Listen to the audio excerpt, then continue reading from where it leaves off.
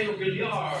Pinagpapaliwanag naman ng DILG sila sa birthday video na nakikipagkamay pa sa kanyang mga bisita kahit may community quarantine. Franchise bill sa Senado, katananganin na sa Marquez, isang taong provincial franchise para sa ABS-CBN, iminungkahi sa Kamara ni Senator Vic Zubiri.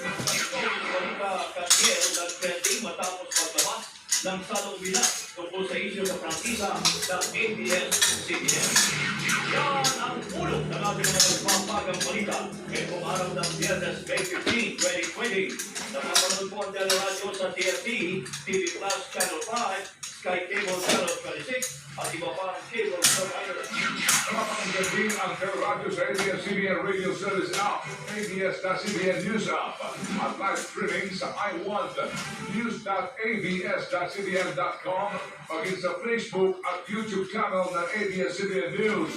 Ang mga detalye ng ating mga nagpapagang balita, ihatid namin ni Kabayan Noli de Castro ngayon na. Sa Ted Filon, isa sa ilalim na ang buong Pilipinas sa General Community Quarantine simula bukas, maliban po sa Metro Manila, Laguna at Cebu City na naka-modified enhanced community quarantine pa rin hanggang May 31.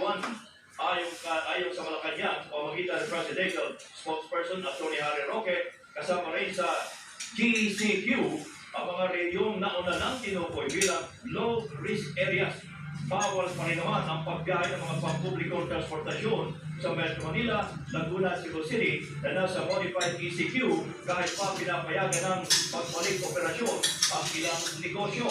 Ilalim po ng modified ECQ, tanging public shuttle, pribadong sasakyan, company shuttle, bisikleta, motorsiklo at e-scooter ang papayagan sa mga lansangan. Sinusulong naman ng Employers Confederation of the Philippines o ECO ang tinatawag na mass testing sa mga magpapalik kapaw sa modified ECQ. Sa pagkaya ng ECO, mahigit pa bago mamalik ang mga operasyon ng mga negosyo